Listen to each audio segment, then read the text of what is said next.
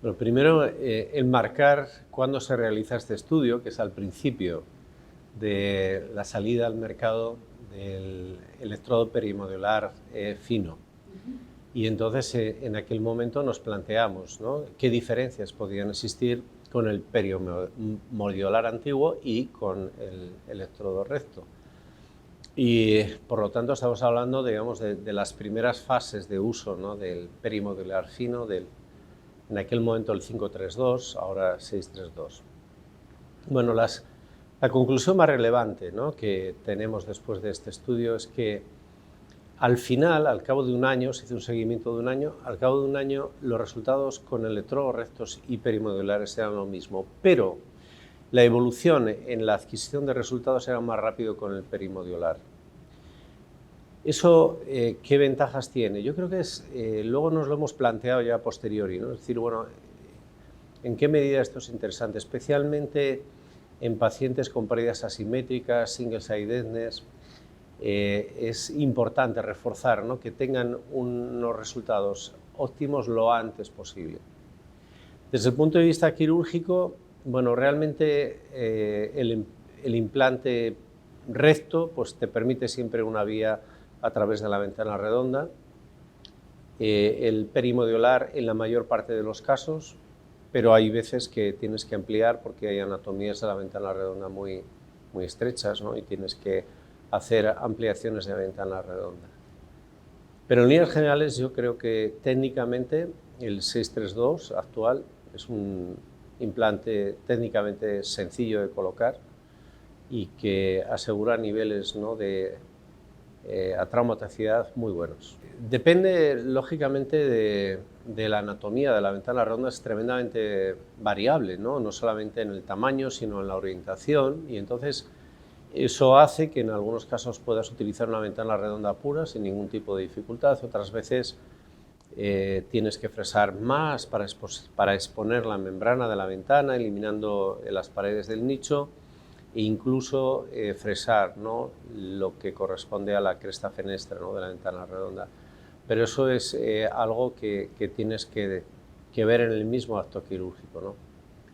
Yo creo que ambos electrodos pueden utilizarse en casos estándar, o sea que cualquiera de los dos pueden utilizarse. ¿Qué ventajas le veo al perimodiolar respecto al recto en casos específicos? Bueno, también hemos hecho estudios, por ejemplo, en enfermedad de Meniere, ¿no? Y en enfermedad de Meniere preferimos electrodos rectos que electrodos perimodiolares. Como digo, en single-site deafness preferimos electrodos perimodiolares respecto a electrodos rectos, ¿no? O sea, en principio, yo creo que la gran ventaja es esa, ¿no?, la rapidez en la adquisición de resultados que te ofrecen los perimodiolares. En un futuro, supongo que con nuevas estrategias podremos tener más acceso, ¿no?, a la estimulación neural con electrodos perimodiolares que rectos. Eso veremos, ¿no?, en la medida que se desarrollen nuevas técnicas o estrategias de estimulación.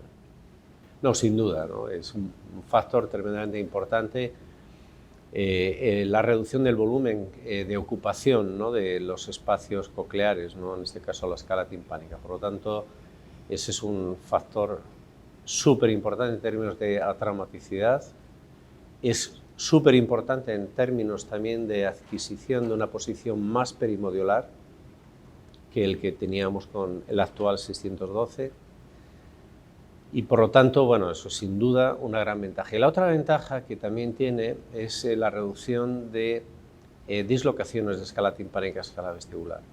O sea que comparando, ¿no?, el 612 con 632, el índice de dislocaciones es menor.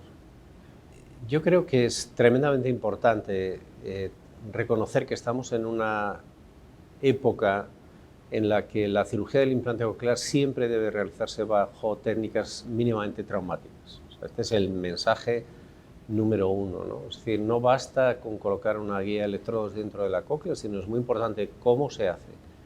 Y lo que les invito, lógicamente, es a estudiar, a profundizar sobre esta cuestión, puesto que, primero, los resultados que van a obtener van a ser mejores. En segundo lugar, van a tener menos limitaciones para el día de mañana tener un upgrade hacia una nueva tecnología.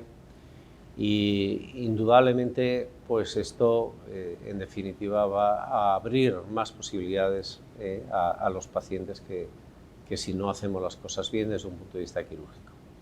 Siempre hay un miedo al cambio, ¿no? Pero no solamente en la cirugía del implante coclear, sino en cualquier aspecto de la vida. Tenemos miedo, ¿no?, a algo nuevo, ¿no? Y por lo tanto, bueno, pues a veces se resisten al cambio, ¿no?, a la utilización de ambos sistemas. Yo les diría que, en primer lugar, es una técnica muy sencilla, ¿no? No veo grandes dificultades, ¿no?, en la colocación de los actuales 632. O sea que ha cambiado sustancialmente respecto a la técnica AOS, ¿no?, del pasado, donde hacer una buena técnica AOS sí que efectivamente requería una experiencia. Pero yo creo que, o sea, estamos en otro mecanismo de inserción que lo hace mucho más sencillo. Y yo creo que, como todo, sí, efectivamente hace falta una curva de aprendizaje, pero esta curva de aprendizaje en una persona que esté acostumbrada a la cirugía del implante coclear yo creo que es relativamente corta, ¿no? O sea, en líneas generales soy bastante positivo, ¿no?, frente a lo que es el cambio, ¿no?, de utilizar electrodos rectos a electrodos perimodulares actuales, ¿no?, de este tipo.